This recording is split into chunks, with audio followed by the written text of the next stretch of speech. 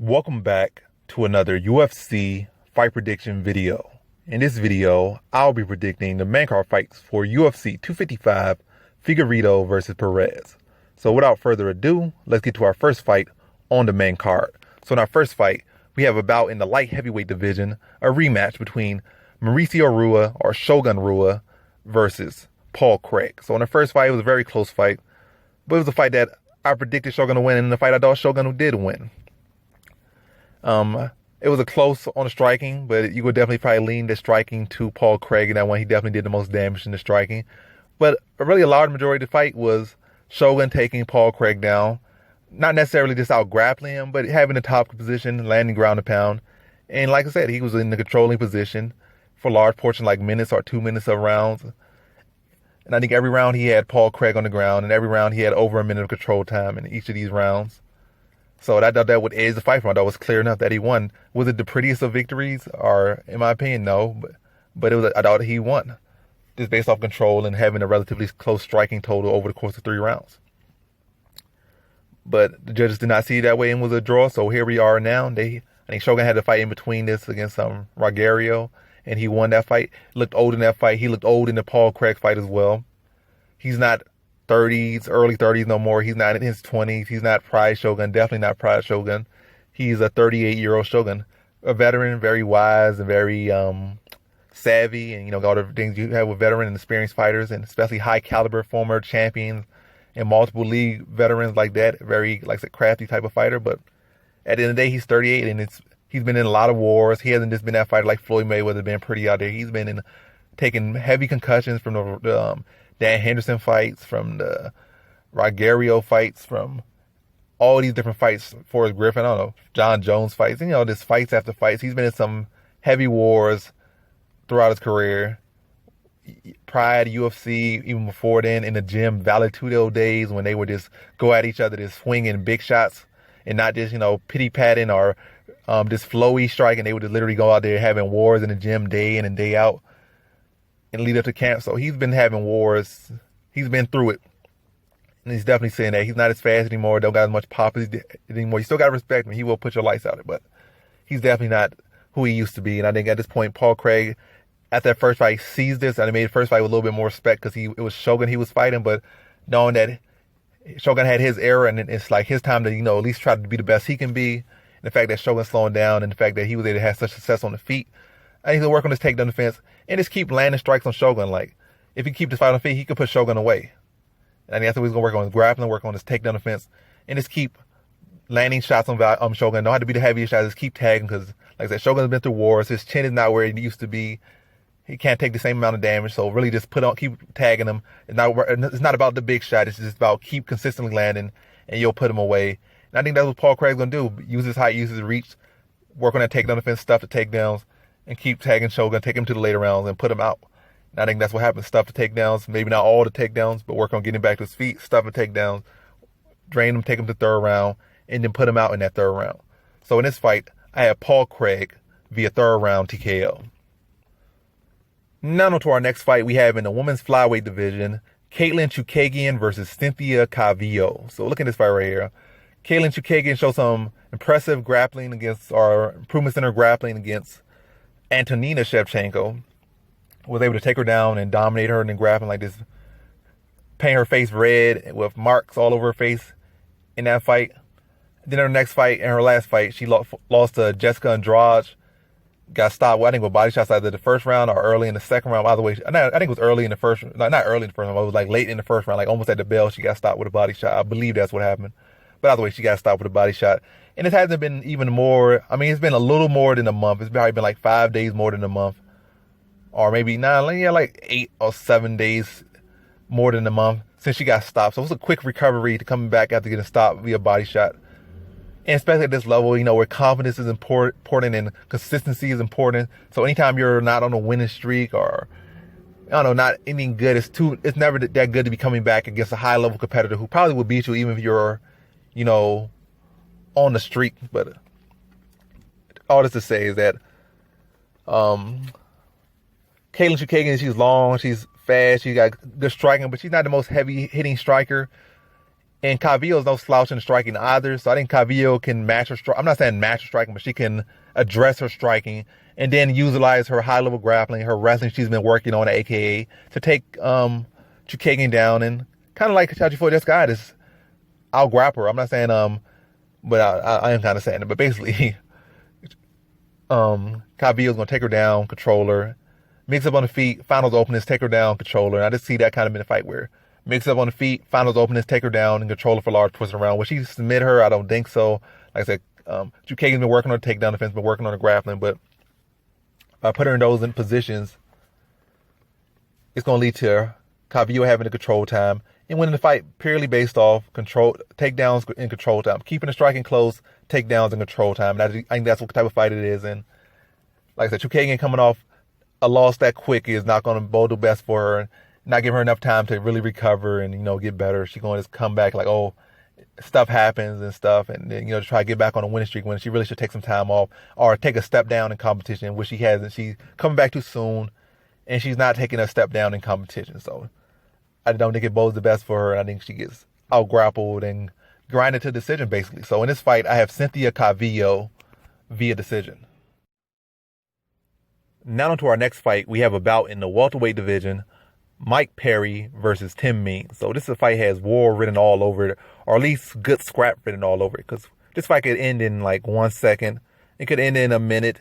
It could go the full 15 minutes. But either way, I don't see this fight where either guy is going to make it boring, because neither of these guys have ever looked to make it boring. Can't think of a boring fight these guys have been in. And if they have been in a fight that's been any bit remotely boring, it's not because of them. It's been their opponent.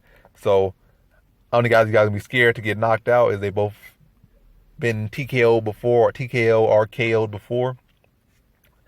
And it's just not their style to ever be that fighter that's going to be point fighting or land praying. This is not their style. So this has exciting written over it. So that's a prediction. I have 100% confidence that it will be an exciting fight as far as prediction for this fight. But now to the actual prediction, this one right here. Mike Perry showed some new wrinkles in his game, or at least showed some wrinkles that maybe he already had against Mickey Gall, where he was able to take Mickey Gall down and out-grapple the grappler in that one. So that was impressive in that fight. But was that a fight where he's looking to be boring in? No, he was looking for the finish at all times in that fight. He just wasn't able to put Mickey Gall out of there. But, showed improved grappling in that one and was able to out-grapple the grappler.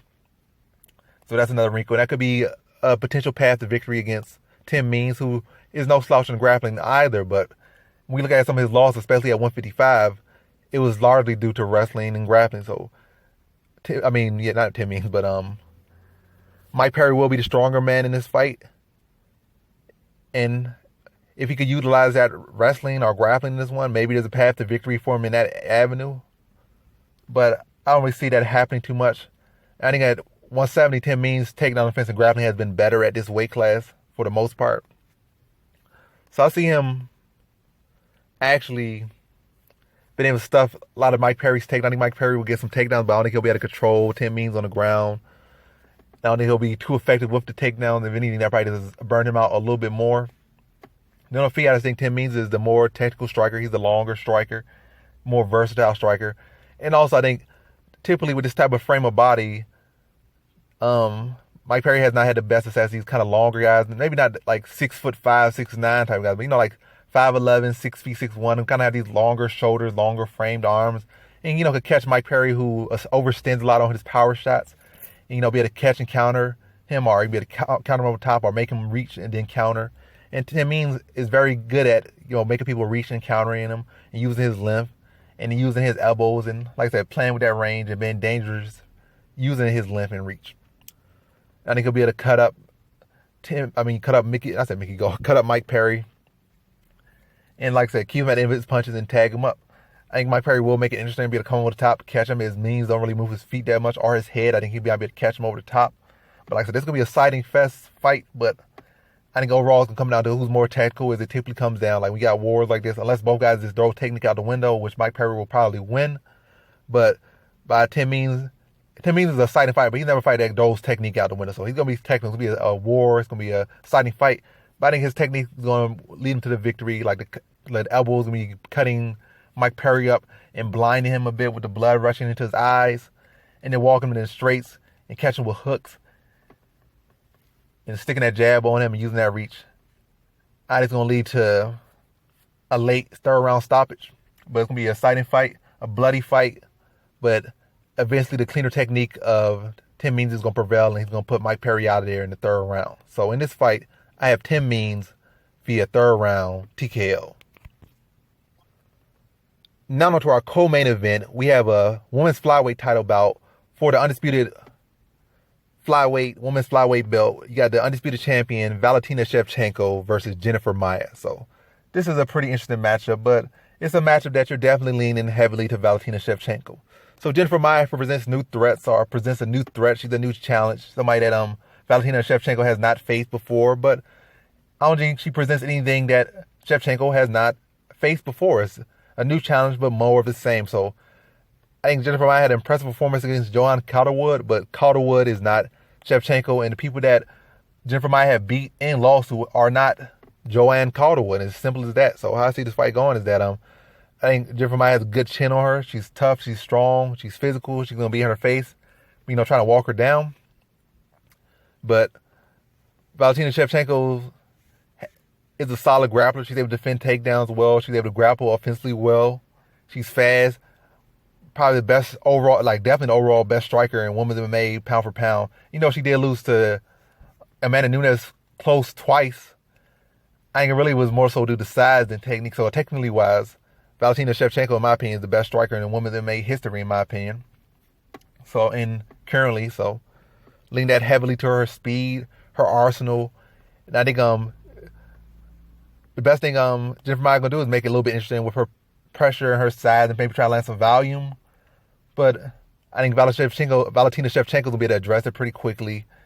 Be the stick and move, catch her with stepping side kicks, spinning back kicks, wheel kicks to the head, and leg kicks. Just mix up her arsenal, control that range like she always does, and not allow the slow plotting Jennifer Maia to cut her off, and just really be able to stick and move and be able to pick her apart.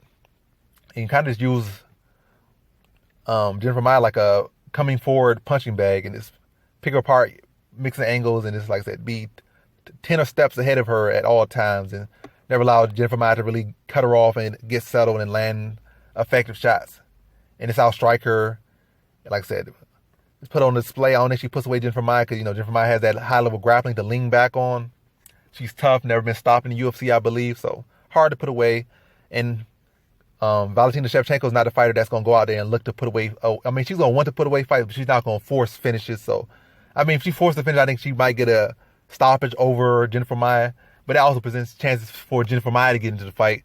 So this being a fighter that Valentina Shevchenko is, the high-level striker, high-level competitor she is, she doesn't force finishes. She finds them. She sets them up. If a finish comes out of it, it does, but she's not the one go out there forcing finishes. So I highly see a decision in this one. I think that's what's the case. So Valentina Shevchenko stuffing the takedowns, maybe even mix some takedowns of her own, but not really playing around on the ground with Jennifer Maia too much. But then for the most part, just sticking the move on the feet, put them to volume, landing those spinning back kicks, landing kicks up top, chewing her leg up, make her even slower, make her even more of a plotting fighter, maybe even a limping fighter, and just pick her apart through 5 rounds. So in this fight, I have Valentina Shevchenko via decision. Now to our main event, we have in the flyweight division, the men's flyweight division now, Deiveson Figueiredo, the undisputed flyweight champion, now after beating Joseph Benavidez not once but twice, because he missed weight the first time. Second time, did even better, and now he has the undisputed flyweight title, and he's facing Alex Perez in his first defense. So Deiveson Figueiredo versus Alex Perez for the undisputed flyweight title. So how I see this one right here is don't sleep on Alex Perez. He's a tough competitor. I'm saying all this to say this, that I'm leaning to Deiveson Figueiredo, but don't sleep on Alex Perez just because he lost to Joseph Benavidez. MMA math is not all this and all that. Because yes, he lost Joseph Benavidez, but he beat Figueiredo. Not Figueiredo, but he beat Formiga, and Formiga beat Figueiredo. So Formiga beat Figueiredo, and Perez beat Formiga, and Figueiredo beat Benavidez, but Benavidez beat Perez. So MMA math kind of thrown out of the equation in this fight, but still very relevant and nonetheless how they fight. So Perez, coming up the division, a lot of times, come up in the weight, like the rankings of flyweight, a lot of times he would be the bigger physical bully. He'd be that bigger guy out there. He would wrestle and, manhandle some of these smaller guys. And then, like, as a matter of fact, he would manhandle him. He would pick him apart on the feet. He'd just really be a bully. That's what I saw him as. Then he kind of went for Joseph Benavidez. He fought a fighter he couldn't bully. Fighter who could defend his wrestling, out-wrestle him, out-strike him. Had the power he didn't have. And I kind of see that kind of same thing happening where now you're fighting another big flyweight. You can't really bully him like you did a lot of these other guys. And I'm saying, and Perez is not this slow guy or nothing like that. He's got some good speed on him. He's strong. He's physical. He's big for the weight class. Definitely. But Figueiredo just as big, if not bigger, for the weight class. I would lean to to Perez being the better wrestler, definitely in this one. But Benavidez was the better wrestler as well against Figueiredo. But jiu-jitsu wise, I definitely lean jiu-jitsu to Figueiredo. And I also think Perez can't have as much success with his wrestling or grappling in this one.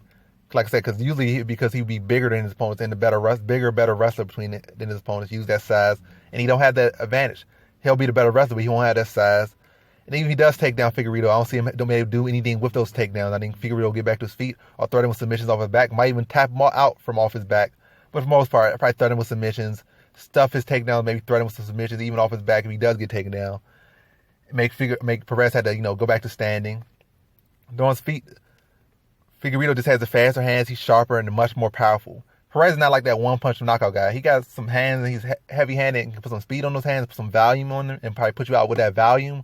And you'll definitely at this weight class feel his power and can stun you or maybe put you out. But he's a combination guy that's going to have to put you out with volume. Whereas Figueiredo is big, sharp, nasty with the elbows, nasty with the punches, nasty with the knees, the kicks, with the jiu-jitsu. He's just the more versatile fighter at this weight class or in general. I think he has the heavier strikes. I see this is an exciting fight, but it's a case of one guy just has the better striker and he has the heavier hands, and like you're ashamed with him, you're gonna get the worst. You're gonna get the blunt of that, or you're gonna get the worst end of that exchange.